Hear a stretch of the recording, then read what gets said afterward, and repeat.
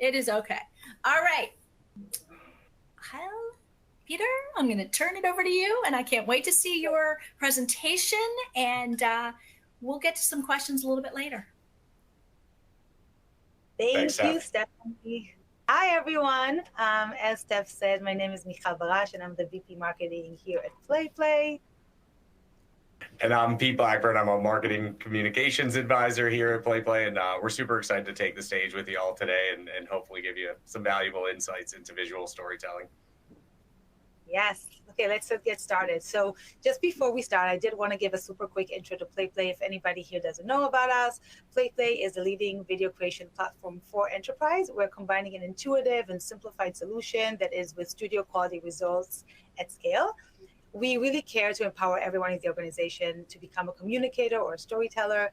Our goal here is to remove all the friction points of video creation with one easy yet robust end-to-end platform that will allow everyone to better communicate using video. I don't know if you have anything you want to add, Pete?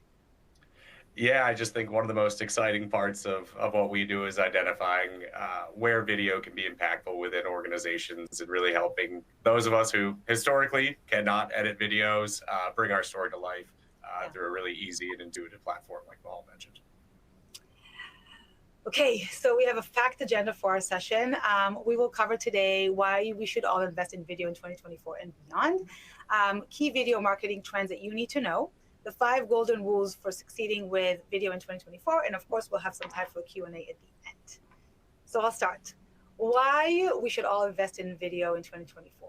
We recently did a study with HubSpot where we gathered data from 500 plus marketers to understand what role video plays in their strategy, and this is what we found. Video is the most powerful content. Ta-da. And it's the most powerful for serving your audience and for sharing your brand story with them in a way that resonates. Let's think about this for a second from a consumer standpoint. Like, we're all consumers. Let's taking off kind of the professional hats. With the revolution of social media, with TikTok, Instagram, Facebook, LinkedIn Live, we have become so used to videos. We consume them, we share them, remember them, and they go viral. So consider how powerful that is. It's all thanks to video. And this is exactly why videos, like no other content format before, is superior. It simply carries the story better, and it's making it memorable, engaging, and compelling. Pete, I know that you work, everything that you want to add to this one? I just think it's amazing the emotional connection we draw to video. I know as part of the Instagram generation, you're scrolling through your feed, and when you see that video pop, when you see something dynamic on the screen, it really draws the emotions out of you to the brand, to the content that you're looking at. Yeah, we're so used to it. And again, so whether you are a content expert, a marketer, a social media director, a brand executive, or anything in between, if you haven't invested in video to cater your audience needs, you need to do it today. This is the time. Okay, so video is also the best way or the best format to engage. Taken from the report that we did with HubSpot this year, the numbers are very clear. Video generates 1,200% more shares on video content than on image or text, 200% increase in click-through rate compared to other content formats. And the last one, video is one of the top best tools for generating leads. There is a real ROI behind it. 87% of the experts served said that at some point in the customer journey, having video has helped to recover contacts for the marketing team that otherwise would go cold. And that's all thanks to the impact that video storytelling has. As we already mentioned, video is a great for ROI, but what types of videos actually perform the best? Here is the top 7 video types to get that. I would want to say that this is obviously all depends on your goal and your messages, so there's a strategy to come before, but there are some clear winners in terms of type of video.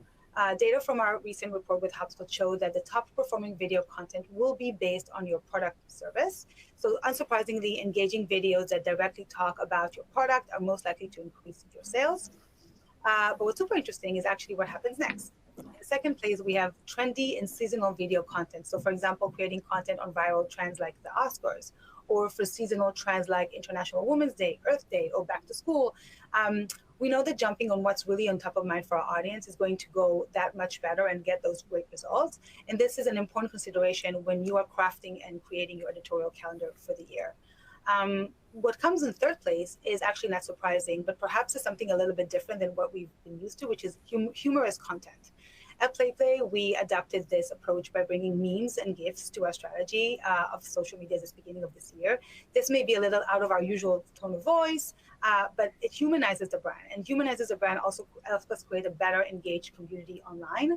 And then we know, after all, people are more likely to engage with funny, offbeat content, and in return, what it helps is really creates even a better input on our algorithm, which then inputs create a better kind of impact on our serious content that we do after. Another really good example of a brand that does it outside of PlayPlay is actually Duolingo. If you follow them, their Owl Muscat is amazing, and it really went viral, and it created a community of really dedicated followers for Duolingo. Then I guess we have interactive content coming after. And then I think that, I'm not going to spend so much time on this slide because it's pretty straightforward, but I think, again, engagement is, interactiveness is really important. This could be video with embedded surveys, or video that asks something like, do you prefer this, or do you prefer that? And really kind of interacting with the audience as well. Another high-performing example are authentic or behind-the-scene video, as we know, kind of like taking a look and kind of peeking in. Educational content like tutorials or product demos also performs super well. These are great for retail sectors like beauty or tech that showcase our product work, or complex sectors like banking, when tutorials are actually helpful for creating some more brand trust. And of course, finally, we have some of the company's initiatives, like if you have videos on CSRs, commitments, and so forth, are also great for ROI. Pete, what do you think?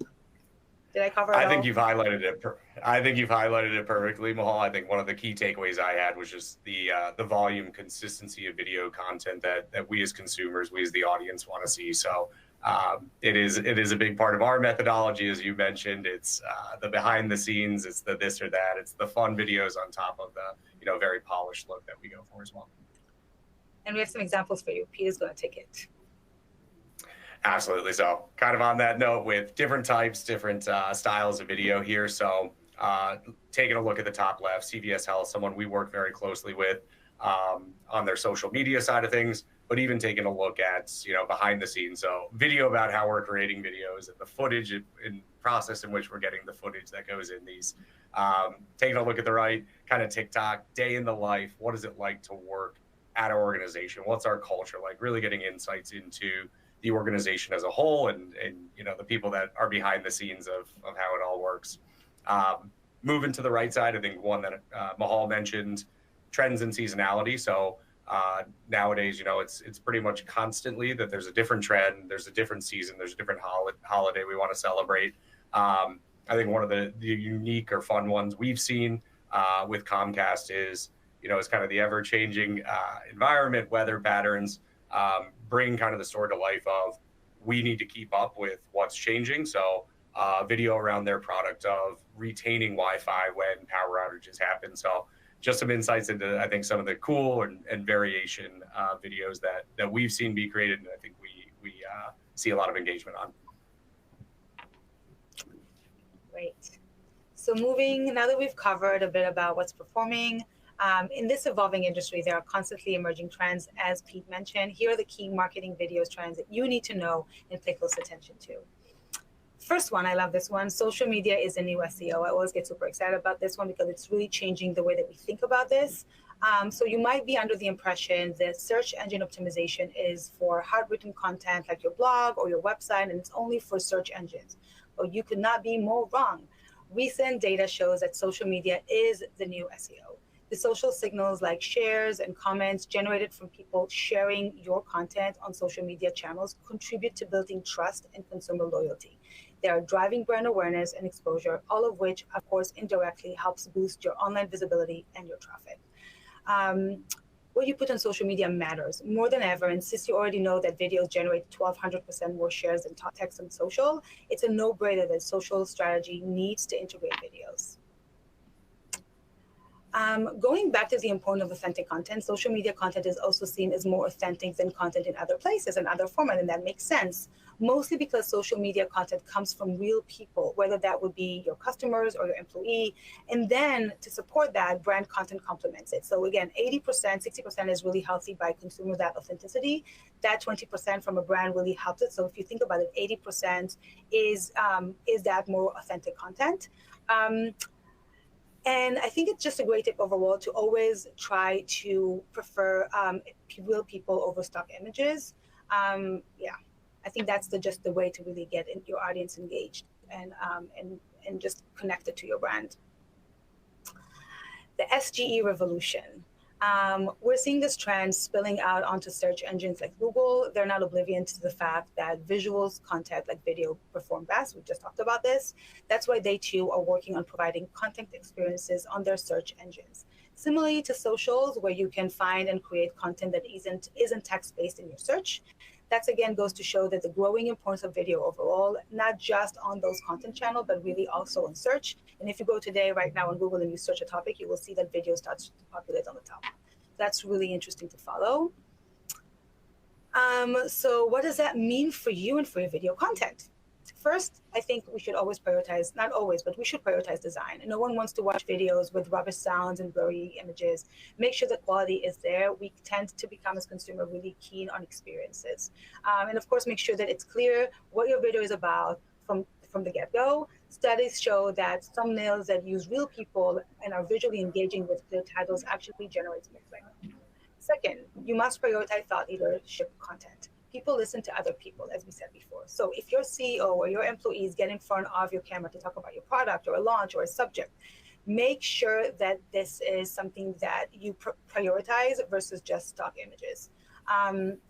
Third, think about the experience that you're giving to a user. Again, it's all about the experience, it's the interactiveness. Maybe a live video or webinars where people can ask questions like we're doing today, or even more simply, give users the opportunity to actually comment on your content and make sure that they interact with it back. Your user wants to be part and involved in the conversation. And so again, with video, that is just that much simpler, which is why we're seeing that uptake in the way that content the video performs as part of a content format. And now, due to this evolution of using social videos like we just talked about for search, it's not a surprise that platforms such as TikTok have become used more regularly as a search engine themselves. Why is that the case? Think about this. Whenever it's possible, people want to hear opinions of real people like them. For example, I live in New York. If I want to find the best restaurant in New York City, I may Google it, yes. But what I'll often find is reviews that are posted on kind of like those businesses' website that are being paid to be on it. It's not really authentic. But if I go on the likes of TikTok, I will find content that is coming from real people, even better, locals. Those recommendations, they will tell me about the hidden gems in New York City that I would otherwise miss out on. TikTok has made it increasingly easy for everyone to create content, making it more authentic, more personable, and much more relatable. And as a result, brands have jumped on it. Using the example of Duolingo again, I'm super excited about this. I think that they're doing a great job there. Their content is super quirky and maybe even unhinged, but it's funny and it's relatable. And then people want to go to the platform and they want to become part of their community. So again, I'm echoing this, but I really think that the trend to look into all of this in a way is also the authenticity, which is a real trend. So in short, the key takeaways for building authentic videos on social media with the example that we just gave on TikTok. People trust other people, no hardcore ads. TikTok isn't just for product reviews or recommendation. However, and where actually businesses can benefit on TikTok by creating short form educational videos about their services, products, current events. Lastly, focus on building content that answers your users' questions. Do this by closely checking comments about your brand via social listening, or even by looking at sites like Quora to see where the most asked questions about your industry, about your product, about your service. As you know, when you, I think when you just understand what your customer needs, the content that you create, the videos that you create are just that much more engaging. I would just suggest that when you do so, just make sure that you're in incognito mode, so then the algorithm doesn't become biased to the result that it's actually giving to you. Okay, moving to the next slide. welcome to the creator era. Now that we have seen the rise of TikTok and other social media platforms becoming not only the go-to place for search, but also where information is shared constantly and authentically, there is this real shift to what we call the creator era. What does it mean? Authentic and personable content that can be created by anyone wins. We know this already. Social media really gives us that power. Companies and brands are not abstract blobs. We are people building for people. So you as a brand, when creating your next bit of content or video, you should really consider this by becoming relatable. Some great examples here. Notion is doing a really good job at that as well. And this basically anybody can create that content. It doesn't need to be just one team or one person in the company. Pete, handing off to you. Absolutely. So as we start to take a look at the different types or forms of videos, I think this kind of unpolished look will highlight that word a little bit. But as we say unpolished, I think a big part of it as well is consistency with the brand. So really keeping the brand identity included in there, but giving it a more authentic feel. So looking at kind of vertical value-based content, focus on authenticity. So 90% of consumers mention that authenticity is an important factor in deciding which brands they like and support. So again, back to kind of sharing insights into the brand, giving a sense of what our culture is like, what's behind the scenes here. It's so important.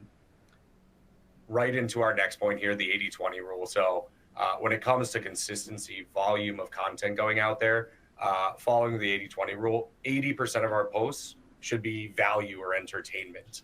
So it's really only 20% that should be promoting our products directly or our organizations directly.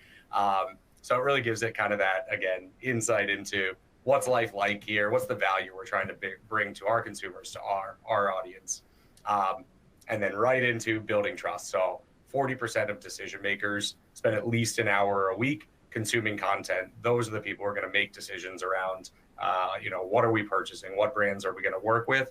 And they want to see this. They want to see the entertainment. They want to see what the organization's like that we're going to work with or that we're going to be buying from. So some interesting stats here, especially, one that I was pretty shocked about is at least an hour per week consuming content, and that goes across all platforms.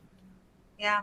I just want to add one more thing here, which I think is interesting, going back to everything that we just talked about. If you think about really the power of social media and the power of content in video specifically, what the authenticity done professionally is really what's going to make the difference. Everything that we see here is like there's value that you always need to put out there. You can make it authentic, you can make it relatable, but it doesn't need to compromise your brand and the consistency of what you're doing. The polishedness is not, we don't need to make it feel formal.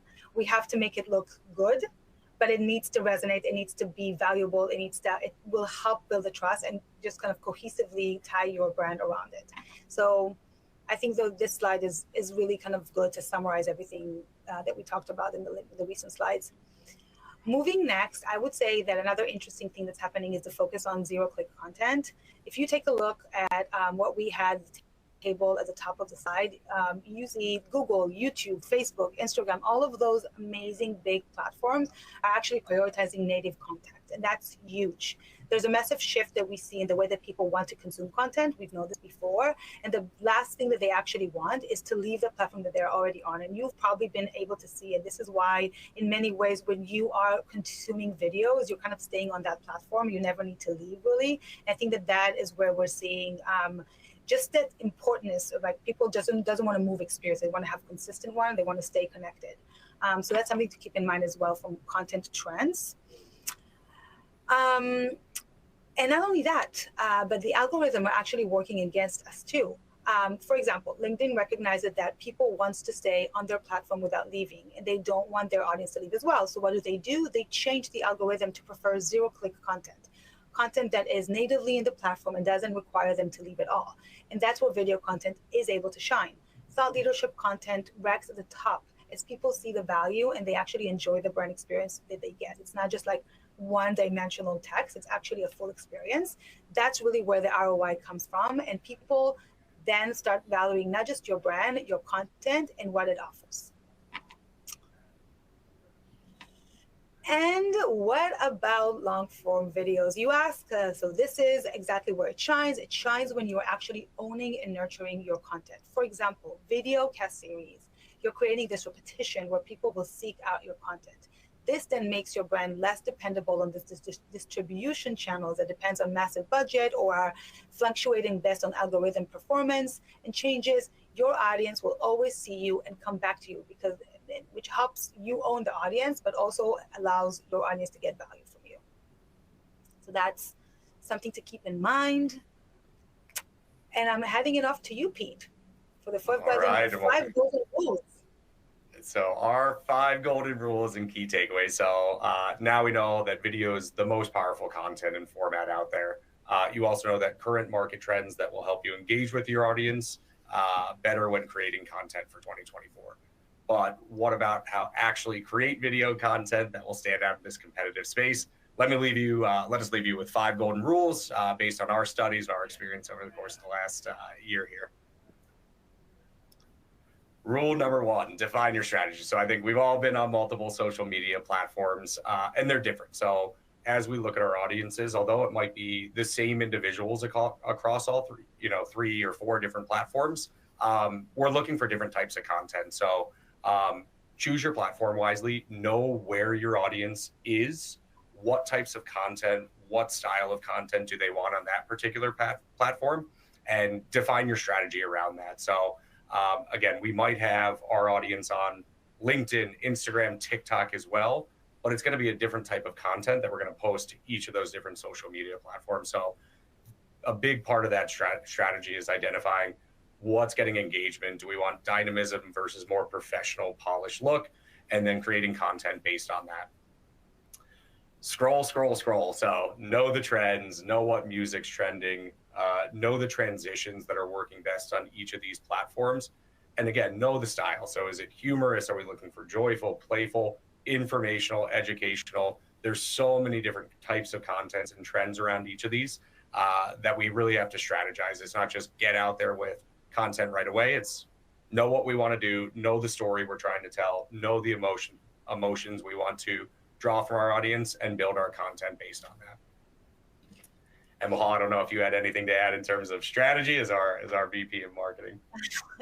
No, I really think that we hit it on the nail before, and I think this is just another build up on that. I think that understanding your audience and the context and where they want to see certain things, as you build your strategy of content with video, you have so much to choose from. You are able to use and really optimize those channels for your best interest. For those long form, which is a bit more product oriented, maybe a bit more playfulness about new launches that you want to create, like that social media, understanding your social media, understanding where your audience like to get what, I think will really help you. And again, adopting that, I think it's all about also to what we've talked before, the context plus the format. And I think the format matters. It doesn't need to be polished, but it needs to be appropriate. So again, what are the trends? What are the shiftments, the transition, the look and feel that you need to do? How do you keep my brand consistent when I'm dispatching my content strategy across the platform? I think that is a lot, but I think that in today's world, we have platform and we have the knowledge to actually make it very much to our advantage as creators, as marketers. Absolutely. And I think as part of that optimization and what we see, and I think the latest stat, it's, humans' attention span shorter than even a goldfish. So from what we're seeing, you have less than 3 seconds to really impress your audience, to capture their attention, to get you to stay on their particular video or content. So make it count. And I think as we look at each video that we're posting, it comes down to really one simple rule here. It's one video, is one message, is one goal. So stick to that formula. And I think that's where we're seeing engagement through the end of our video content. And as we look, it's 1 to 3 minutes, really. Each one of these messages and stories should be able to be told within a 60-second time frame. Yeah. Second rule, be dynamic. So a big feature we launched at PlayPlay this year is dynamic elements. So back to kind of knowing each platform, I think we see a big push on Instagram, on TikTok around dynamism to videos. It's eye-popping. It catches the attention. It really adds new layers to your video content. On top of that, it helps you highlight the important information. So if there's a key feature, a tip and trick on how to use our products, make it pop, make it stick out. That's what we're going to come away with as we're scrolling through, our feed. So it's really highlighting the important message, the key takeaway you want your audience to leave with. On the transition side of things, it's rhythm to your video. So back to kind of that, it's authentic. It doesn't have to look like it was necessarily, shot in a studio. But that part of that polished kind of part of it is good transitions and sticking to your brand identity, sticking to kind of the vision you want to have when it comes to all of your content. So transitions could not be more key when it comes to having your audience stay engaged as well, and helping tell the story better.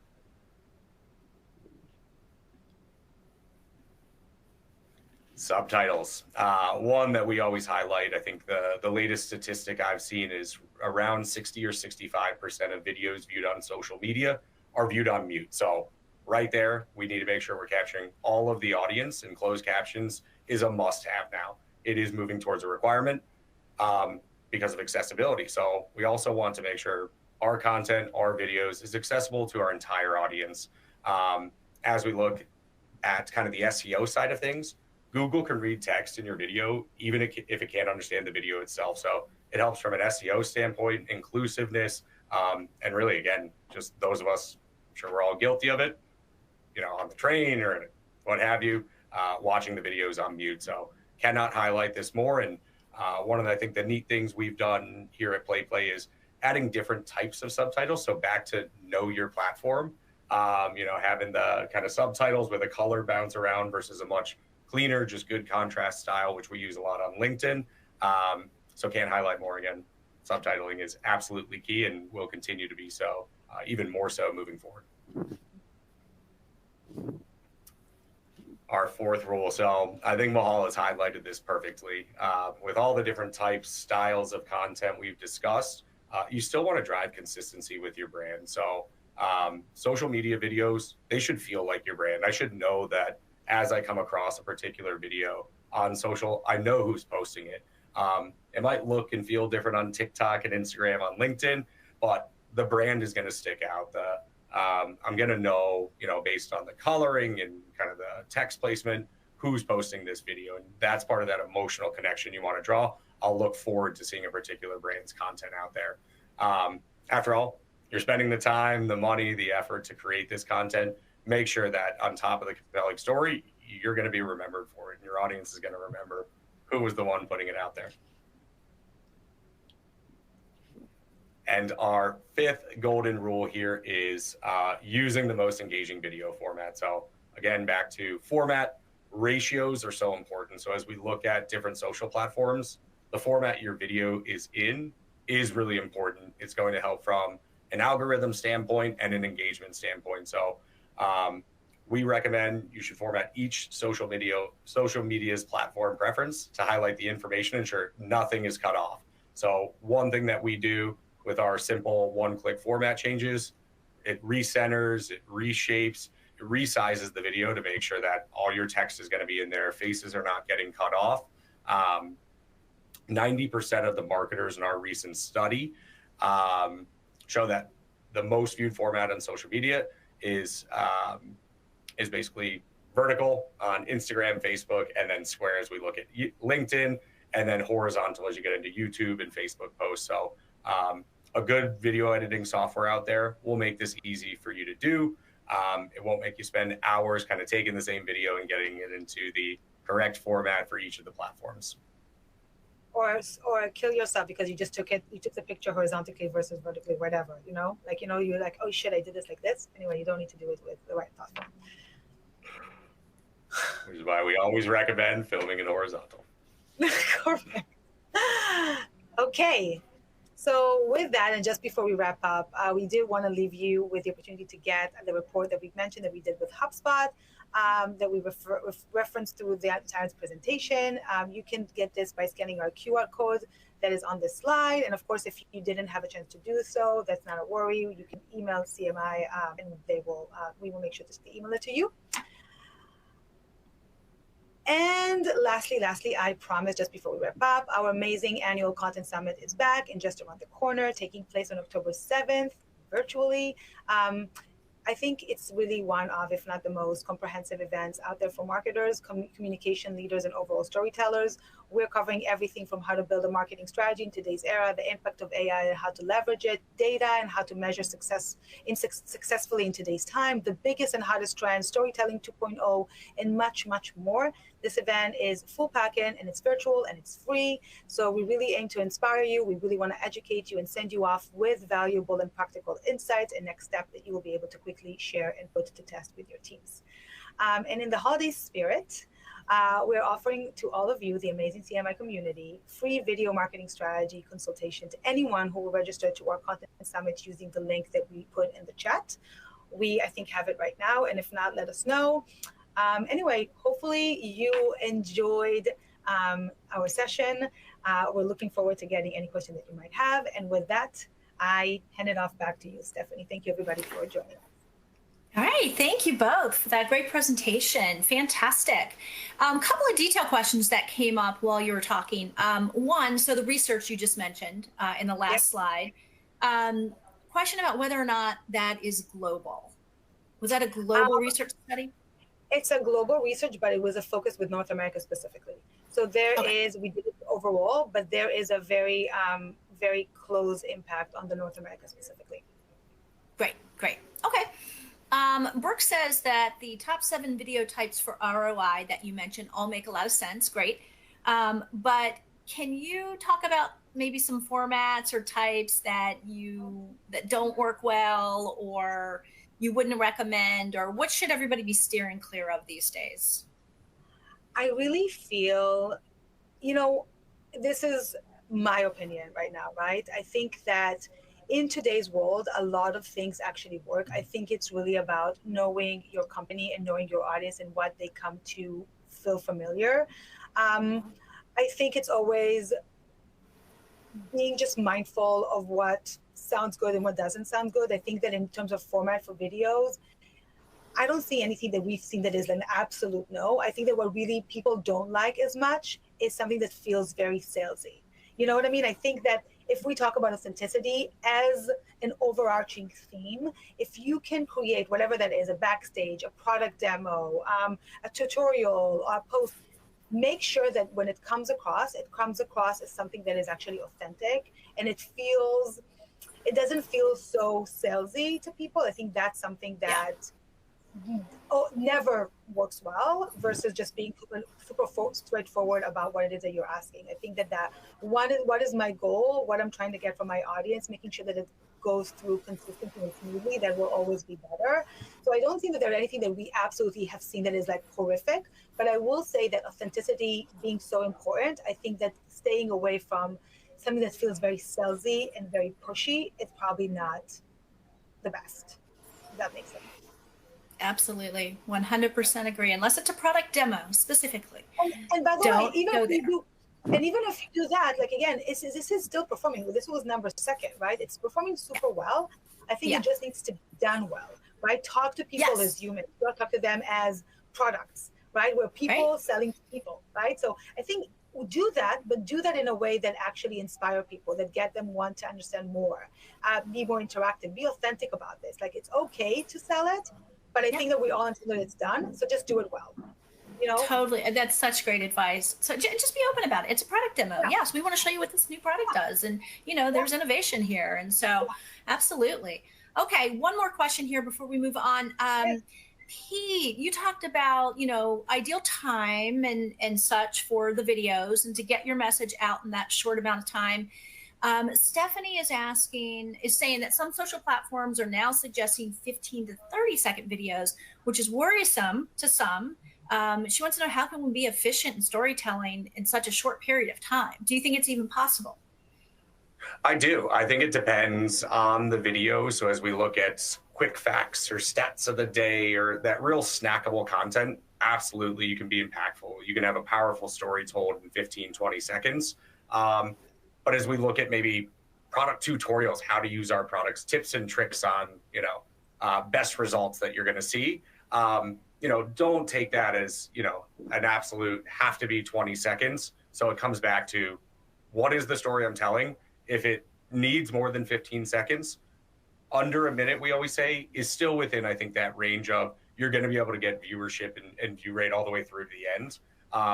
So absolutely, you can tell a powerful story. We even see some where it's 4 seconds. It is a stat of the day. It's 4-second video. The story is, look at the stat that we want to highlight, and then it's done. So yeah, I'd say 15, 20 seconds, you can. Under 60 seconds with any video, I think you're still in that safe zone, I'll call it. But know what you're trying to get across. And then if you can trim it down, if you can keep it to 15, 20, great. If not, just don't do 5 minutes.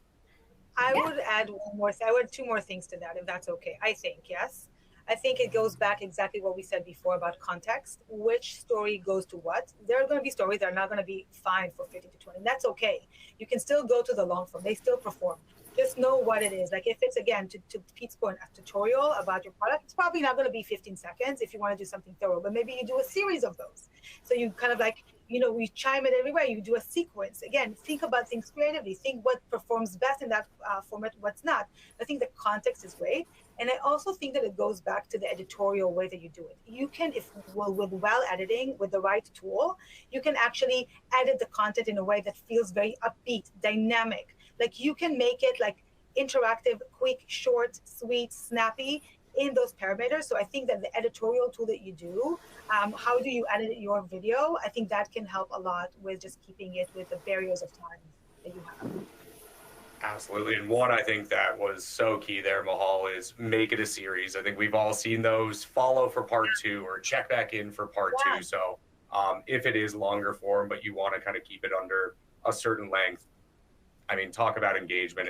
I'll be back tomorrow to see that part 2 or the second part of the series. So exactly. I think that is so important. Yeah. Love it. Love it. Okay, folks, I see some more questions are still coming in, and please keep them going. It's fine. We will ask some more at the very end, but we're going to move on to our next session now. Thank you both so much. That was so informative.